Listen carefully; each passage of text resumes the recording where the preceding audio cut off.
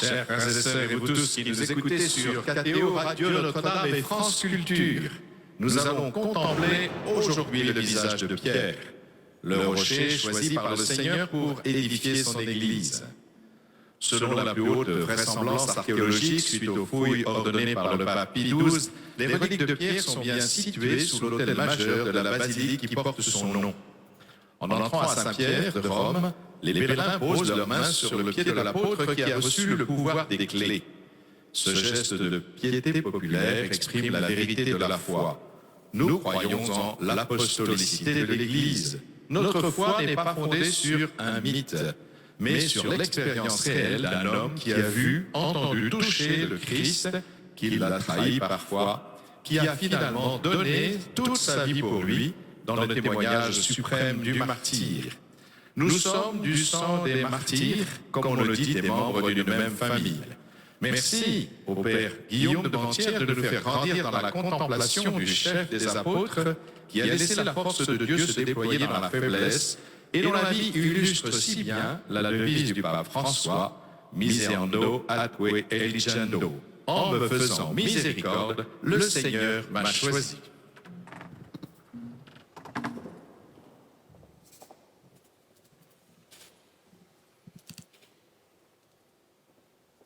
Merci, Monseigneur. Ce matin, nous lisions l'évangile de la transfiguration du Seigneur. Au pied du mont Tabor, lieu supposé de cette transfiguration, se trouve un village palestinien du nom de Dabouria. Et dans ce village, les restes d'une église ancienne, appelée, dit-on, l'église des 9 apôtres. Jésus ayant emmené avec lui, pour être témoin de sa gloire, Pierre, Jacques et Jean. Ils étaient 9, en effet, le reste des 12, à faire le pied de grue, si j'ose dire, au pied de la montagne, ignorant ce qui se tramait là-haut, et sans doute légèrement dépité de n'avoir pas été choisi parmi les 3 privilégiés dont le Maître s'était entouré. C'est que manifestement, le Christ, qui aime tout être humain, d'un amour éternel et infini, appelle chacun à des rôles particuliers. Il veut le bien de tous, mais il ne donne pas tous les biens à tous.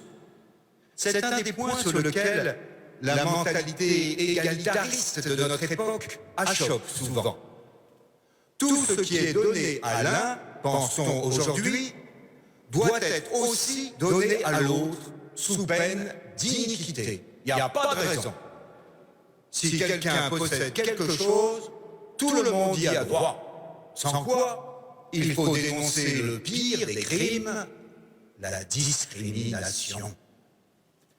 Ces sortes de conceptions égalitaristes sont poussées de nos jours à un tel paroxysme qu'il faut que je vous narre l'aventure qui m'advint tandis que j'expliquais au catéchisme l'appel des 12 apôtres par Jésus. Une petite fille courroucée, Amélie, se leva pour dénoncer une injustice. Je crus qu'elle allait faire droit à quelques revendications féministes, réclamer qu'il y eût des femmes parmi les 12, ou que les petites filles puissent devenir prêtres comme tout le monde, ou quelque autre exigence de cet ordre, bien dans l'air du temps. Mais pas du tout. Amélie était bien plus cohérente. Elle poussait la logique égalitariste jusqu'en son dernier retranchement. L'injustice qu'elle prétendait dénoncer était en quelque sorte la mère de toutes les injustices. Moi, dit-elle avec un aplomb qui me laissa abasourdi, moi je trouve que c'est injuste que ce soit toujours le même qui soit Dieu. Il faudrait que ça change. Un peu comme dans les cours de récréation, ce n'est pas toujours le même le chat. Il faut que les rôles puissent passer de l'un à l'autre. Et cette petite fille étonnante nous expliqua, les bras croisés et le front buté, qu'elle attendait son tour d'être Dieu. Elle n'en démordrait pas. Sinon, tout simplement, elle ne jouerait plus. Les enfants, nous le savons, ont souvent des intuitions théologiques profondes. Et de fait, il n'est pas faux que nous soyons appelés à être Dieu. Sans avoir lu les pères de l'Église, Amélie reprenait à sa manière un peu raide l'intuition du grand Athanase. Dieu s'est fait homme pour que l'homme devienne Dieu. Mais comme son aïeule, Ève, la petite écolière devait apprendre à recevoir comme un don ce qu'elle revendiquait comme un droit. Oui, Amélie, c'est bien la vie divine que le Seigneur a résolu de te donner. Non pas pour que tu règnes à sa place, mais pour que tu partages sa vie et son bonheur. L'anecdote que je viens de conter dit bien mieux, ce me semble, que toutes les explications du monde, la difficulté qu'éprouvent nos contemporains à accepter le choix de Dieu. Pourquoi certains sont-ils manifestement mis à part? Pourquoi Israël plutôt que les Gaulois? Pourquoi Jésus a-t-il choisi Pierre, Jacques et Jean sur la montagne et non pas les 9 autres? Pourquoi d'ailleurs a-t-il choisi ces 12-là et non pas Lazare, qui était pourtant son ami, ou Madeleine, qui lui était si affectionnée?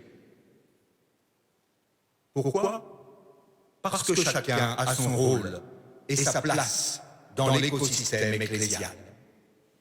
Le mouvement écologiste, si puissant de nos jours, tend à nous faire considérer les différences au sein de l'univers créé comme une richesse à protéger. Il en va de même pour la Sainte Église.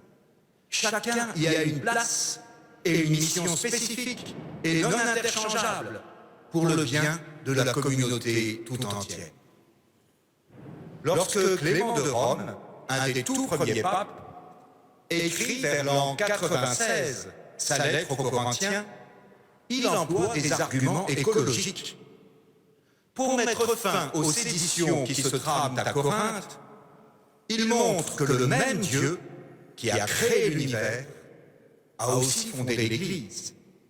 Et puisque le cosmos et l'Église ont le même auteur, une même harmonie doit y régner. De même que Dieu crée un univers infiniment bigarré, avec de multiples créatures, les plus diverses, et cependant parfaitement unifiées dans la paix, de même a-t-il pourvu son Église de fonctions, de charismes, de ministères variés, qui doivent se compléter dans la concorde. Ainsi, l'obéissance au pasteur légitime est-il le premier comportement écologique? Voilà qui donne à réfléchir. L'anarchie est une pollution.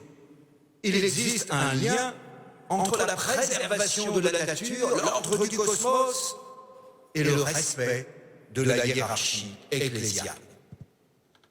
Contrairement à certaines illusions naïves, il n'a jamais existé, en effet, même brièvement, au temps des apôtres, une communauté enthousiaste dont la ferveur partagée aurait été la seule règle et la seule loi.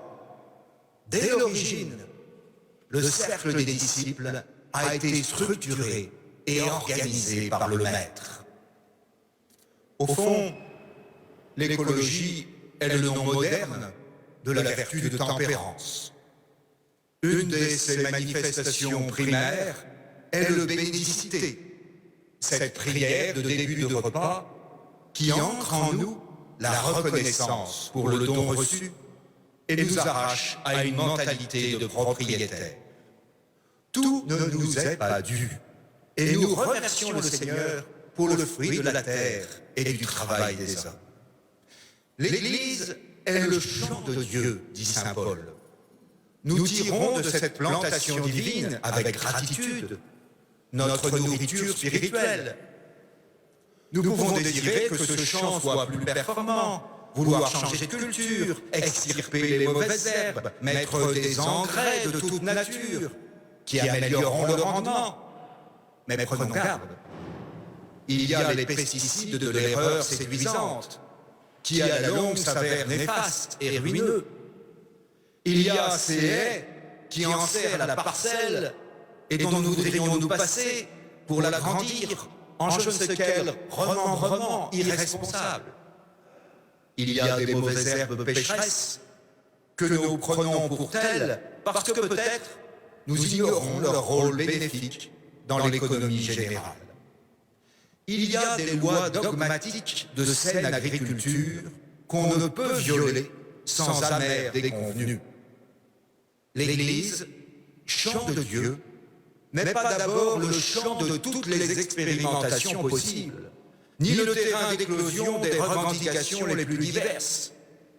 Elle est un don merveilleux, à recevoir avec gratitude et à cultiver avec responsabilité, selon des lois que nous n'avons pas à déterminer nous-mêmes, mais dont le céleste jardinier l'approuve.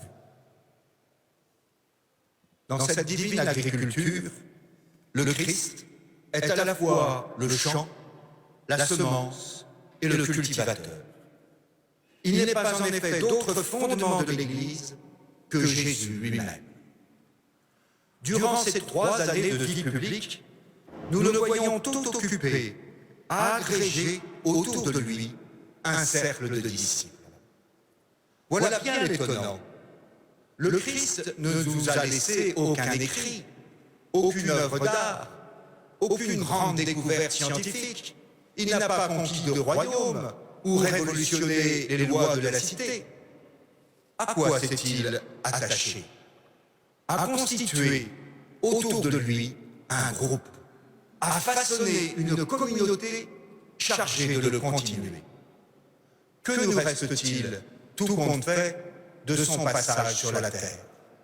Rien d'autre, sinon l'Église, c'est-à-dire ce ramassis d'hommes et de femmes glanés sur les routes de Palestine, qu'il a agrégé en un corps et structuré de manière bien précise.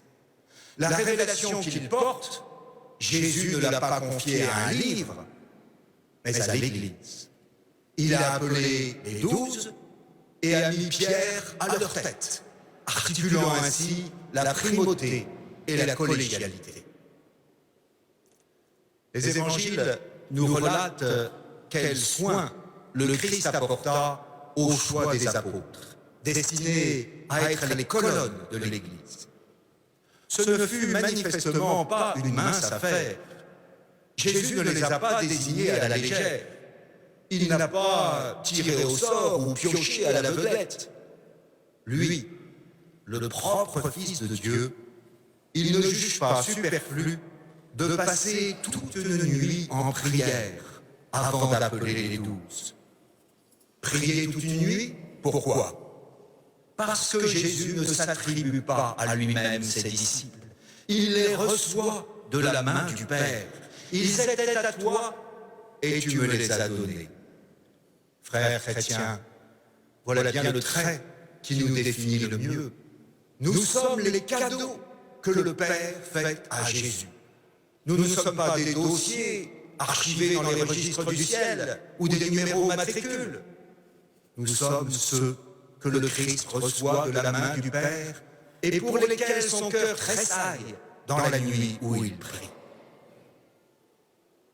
L'Église n'est pas née de fidèles qui se seraient réunis de leur propre initiative pour perpétuer le souvenir de Jésus, sans quoi il pourrait y avoir plusieurs églises, comme il y a plusieurs chapelles d'obédience bonapartiste ou marxiste.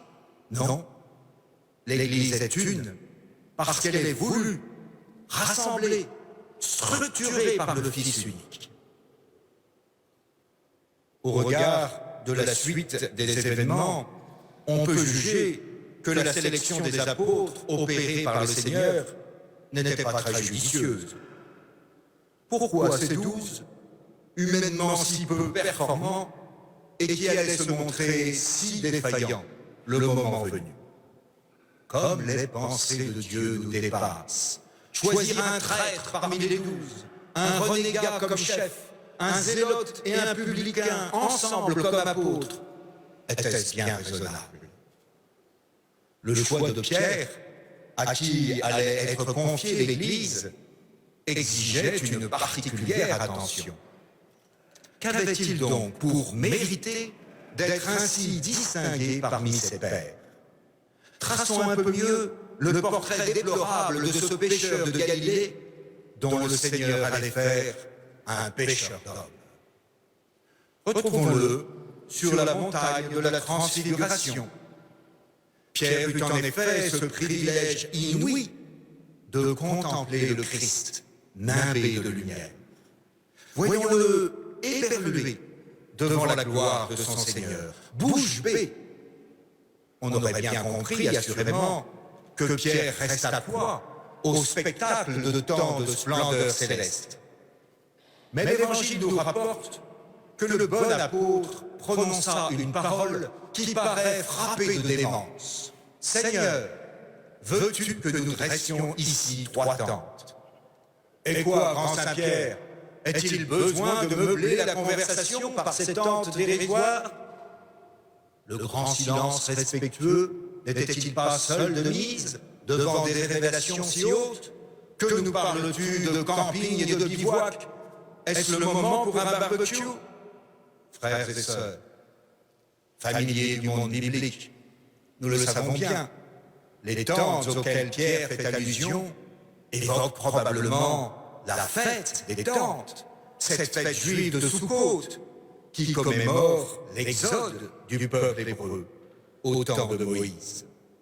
Chaque année en Israël, on se souvient de ce temps fondateur où l'on a habité sous des huttes, des cabanes, des abris de branchage et de fortune. C'est la fête des tentes. Au grand jour de la fête, le temple de Jérusalem était entièrement illuminé. Il resplendissait de flambeaux innombrables. Voilà ce qui est, c'est le cas de le dire, bien éclairant.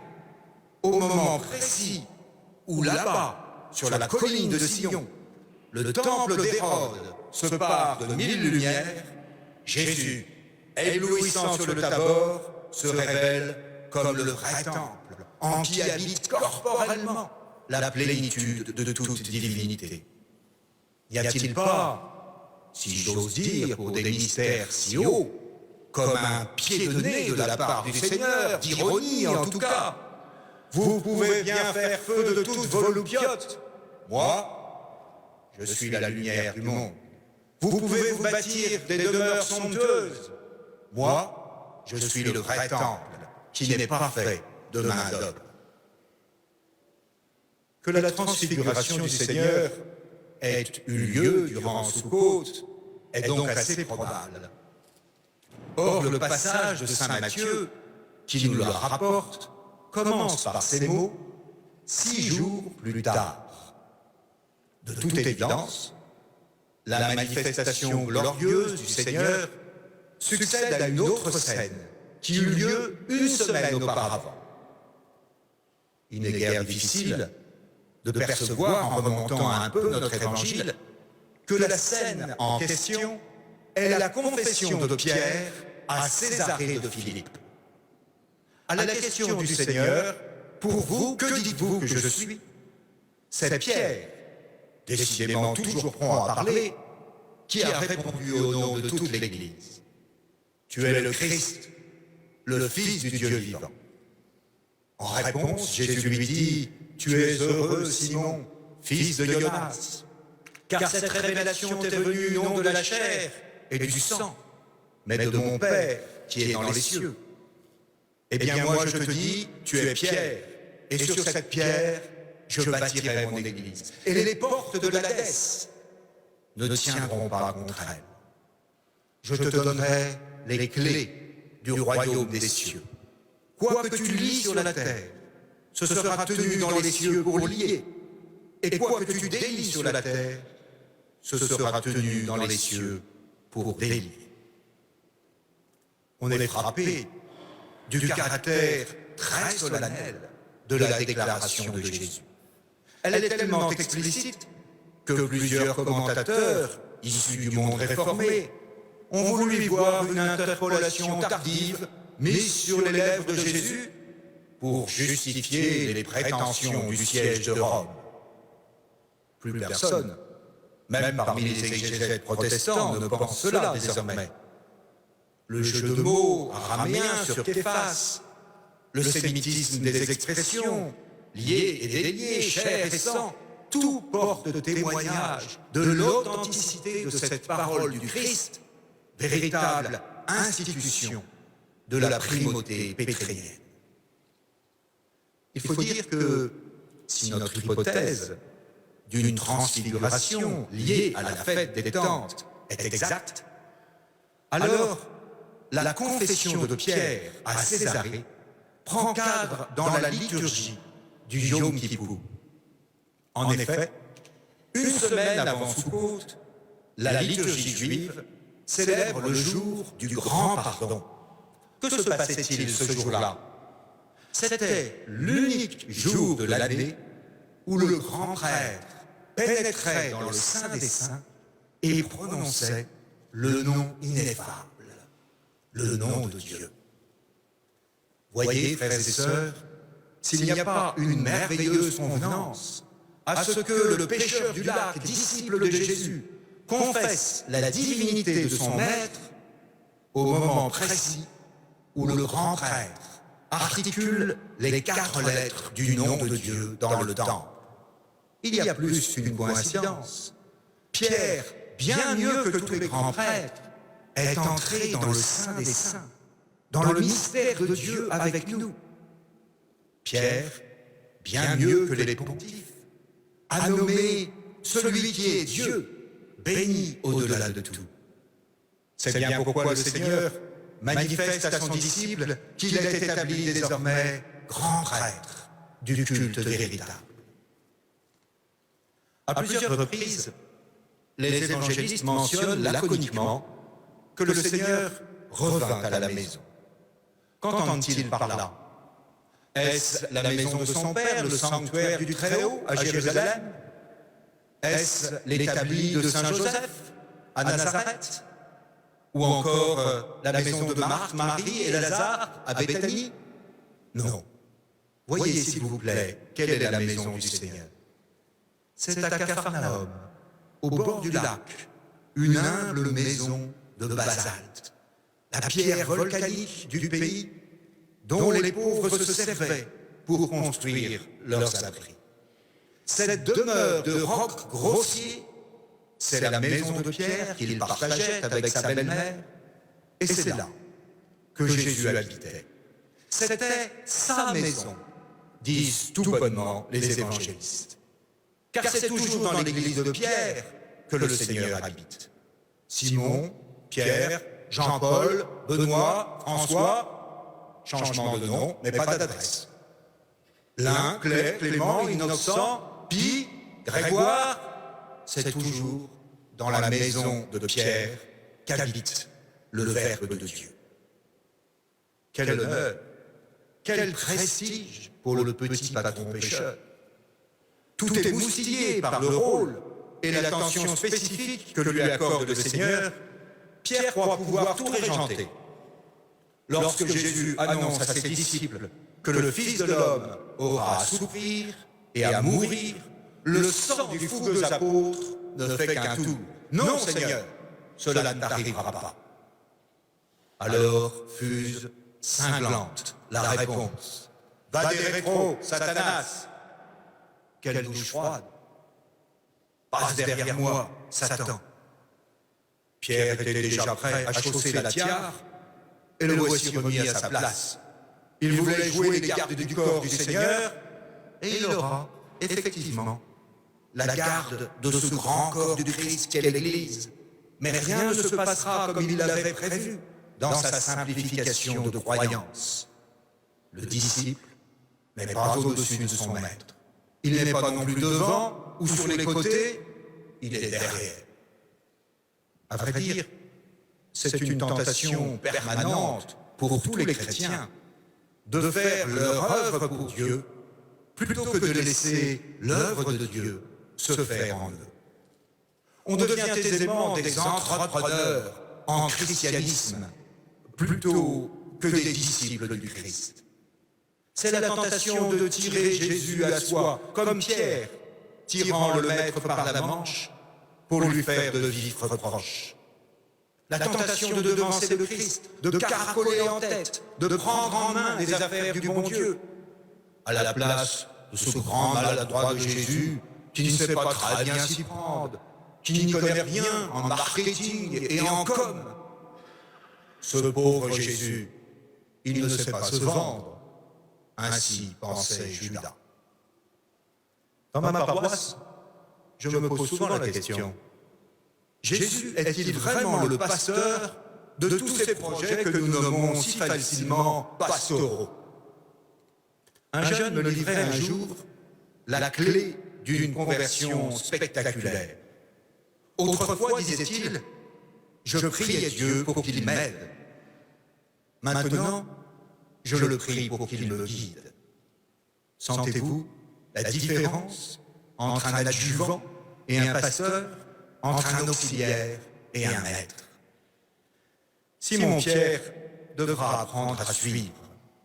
Il n'en a pas fini d'ailleurs de ses stupéfactions devant le comportement si déconcertant de son maître. Assoyons-nous avec lui à ce dernier repas que voulut prendre le Christ avant de mourir. En cette nuit du jeudi saint, nous voyons Simon-Pierre se rebiffer. C'en est trop de voir son maître à ses pieds. Il proteste, chacun doit tenir son rang. Quelle extravagance de parler et d'agir comme un dieu, et après cela, de laver les pieds de ses disciples comme un vulgaire esclave païen. Sachant que le Père a tout remis entre ses mains. C'est ainsi que s'ouvre en Saint Jean le récit de la Passion. Or, ces mains plénipotentiaires, nous les voyons essuyer amoureusement les pieds de ses disciples. Ces mains qui détiennent tous les dons du Père, les voici à présent baignant des pieds qui quelques instants plus tard vont courir dans la nuit pour trahir les pieds de Judas. Mieux, ces mêmes mains, entre lesquelles le Père a tout remis, seront clouées, trouées, crevassées, laissant couler par leur béance tout le pouvoir reçu du Père et qu'il renonce à exercer.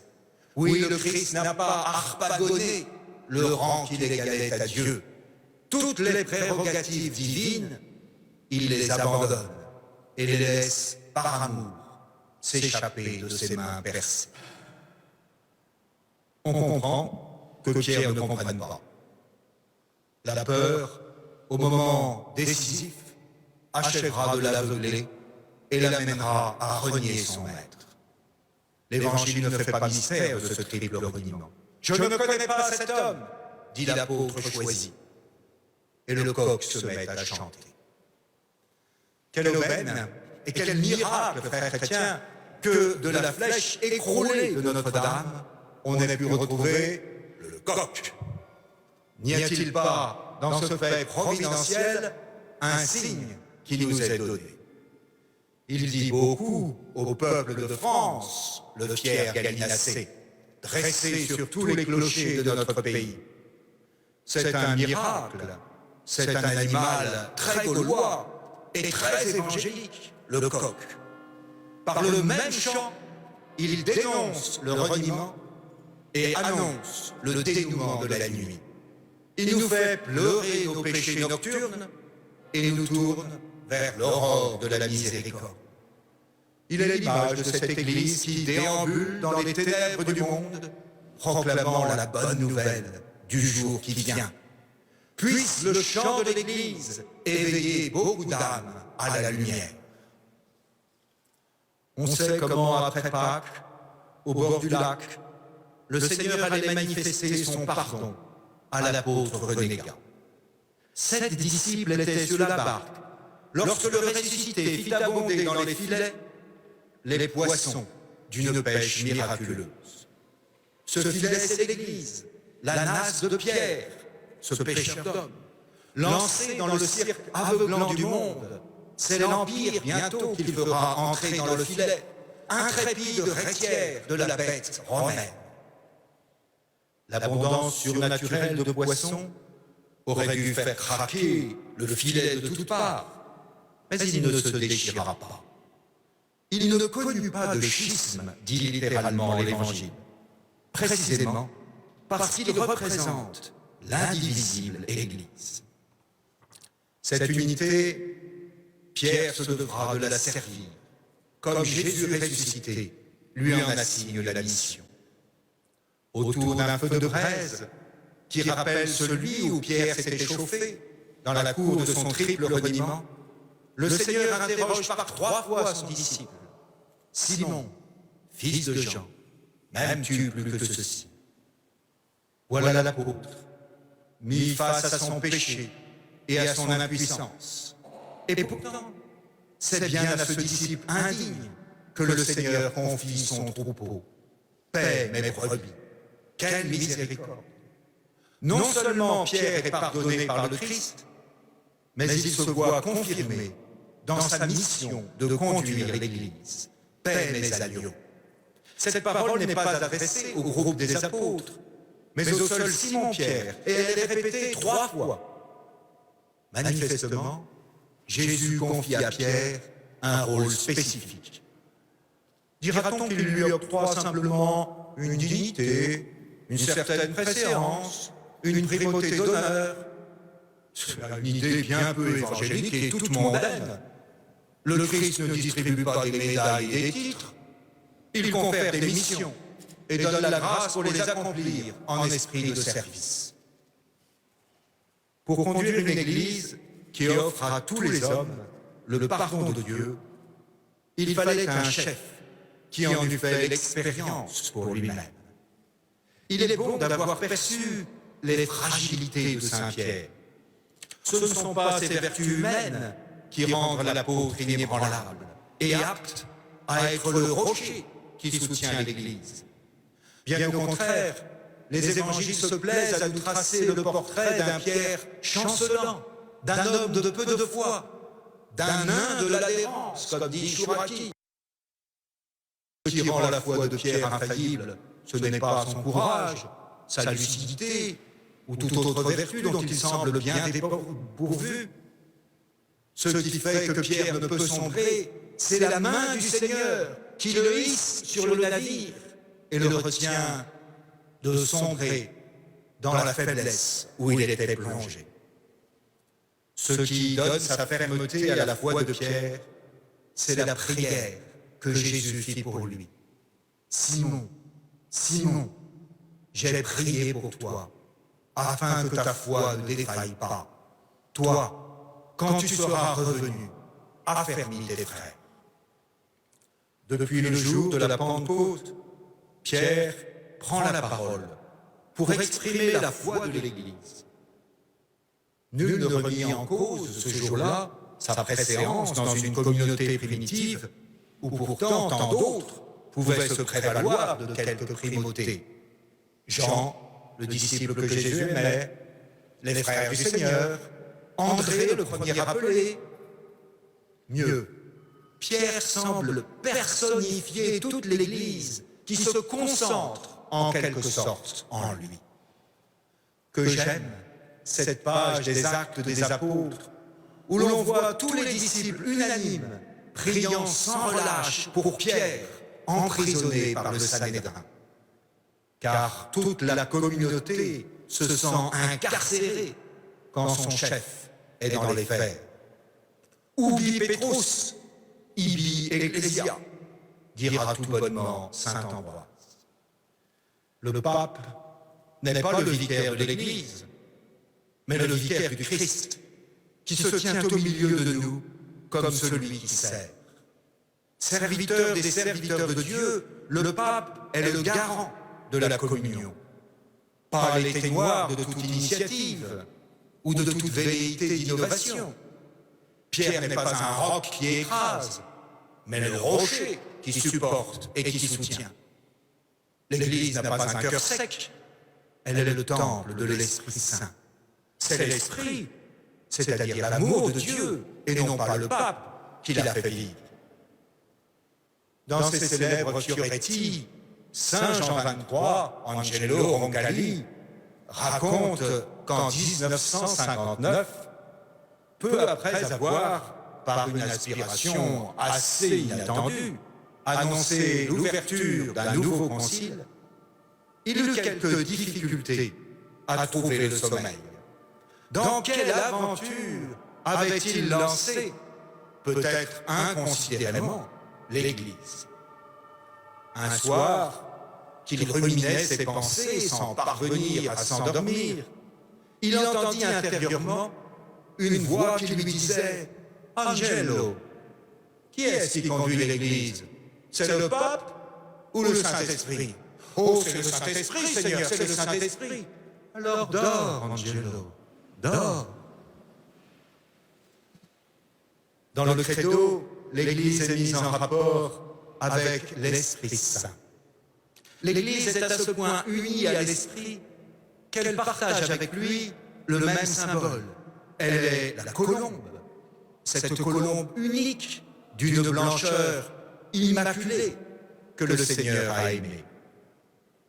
Presque inévitablement dans notre langue et dans notre mentalité cartésienne, lorsqu'on parle de l'esprit, on l'oppose à la matière. On a au fait de supposer que l'esprit ne peut susciter qu'une église toute mystérieuse, intérieure, invisible, subtile, à milieu de la lourde machinerie d'une église corporelle, extérieure et visible. La tentation d'opposer ainsi une communauté toute spirituelle à un organisme grossièrement charnel est aussi récurrente que pernicieuse.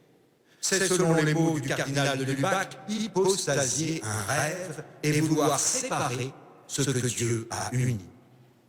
Car l'Écriture fait d'une Église visible la condition de l'existence d'une Église invisible. Il y a un seul corps et un seul esprit, dit l'apôtre. Faut-il le rappeler en effet? C'est par l'Esprit Saint que le Verbe prend chair. Dans la religion de l'incarnation, l'arbre de la grâce est raciné profond, pour parler comme Peggy. Le spirituel est lui-même charnel. Souvent, je reçois des fidèles qui viennent me parler de leur vie spirituelle.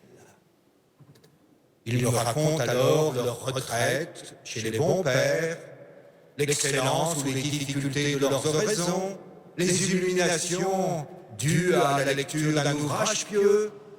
Tout cela est très édifiant, mais n'y a-t-il pas une méprise sur le qualificatif spirituel? La vie spirituelle n'est-elle pas la vie selon l'esprit? Or, l'esprit ne nous porte pas uniquement, et sans doute pas principalement, à des exercices de piété ou de dévotion. Il nous plonge aussi bien au fond des marmites, pour parler comme Thérèse d'Avila, car Dieu n'est pas moins présent dans le service fastidieux de la vaisselle que dans nos élévations théologiques. Pourquoi les chrétiens, évoquant leur vie spirituelle, ne me parlent-ils pas de leur enfant malade qu'il a fallu soigner, de ces réunions qui se sont enchaînées au travail, des attentions qu'ils ont pour leur époux, leur épouse? Pourquoi le spirituel n'est-il jamais repéré dans le banal et le quotidien, dans la trame de l'existence concrète?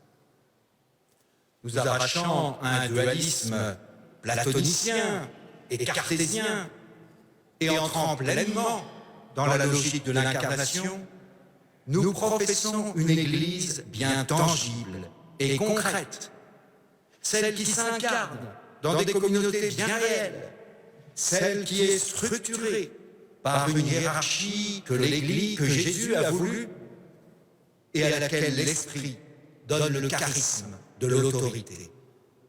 Comme l'exprimait avec force Louis Bouillet, une Église invisible est la même chose que pas d'Église du tout. Une Église qu'on ne peut ni voir ni toucher est une chimère, mais pas l'Église de Jésus. Le Verbe incarné continue de gouverner et de faire vivre son Église par un double moyen. par la hiérarchie qu'il institue et par l'esprit qu'il communique. Deux modes inséparables de l'influence de notre chef, le Christ, sur son corps, l'Église. L'Église n'est pas un corps invertébré qui doit se protéger par une carapace. Elle a au contraire été dotée par son Seigneur d'une structure hiérarchique qui lui permet de tenir en ce monde. Elle est pourvue d'un magistère, celui des évêques, en communion avec le pape, qui lui permet de n'être pas ballotté à tout vent de doctrine, tout en restant sensible au vent et aux signes des temps. Quelle force que de pouvoir professer la vérité sans être soumis à élection, à audimat ou à part de marché. Beaucoup de nos contemporains peuvent au moins reconnaître cela. Dans notre société liquide, société d'opinion malléable selon les humeurs du temps, l'Église est ce pôle solide, préservé de toute démagogie. Elle n'a pas à flatter les lecteurs, à brosser le chaland dans le sens du poil ou à courir après l'audience. Si l'Église n'est pas une girouette, elle n'est pas non plus un blocos, blindé de toutes parts dans ses dogmes et ses traditions. Elle est plutôt comme la grotte du Sauveur à Noël. Quand les maisons se calfeutrent et se canassent, la grotte, elle, reste toujours ouverte. Quand les palais s'écroulent, quand les forteresses finissent par s'effondrer, la grotte, elle, demeure aussi indéfectible que la montagne dont elle a creusé le flanc. Belle figure de l'Église, indestructible et accueillante, enracinée et ouverte, solidement plantée et fidèlement généreuse. La grotte, les entrailles de la terre, les entrailles maternelles de la terre, figurent l'Église mère, l'Église de Marie. Nous le verrons dimanche prochain.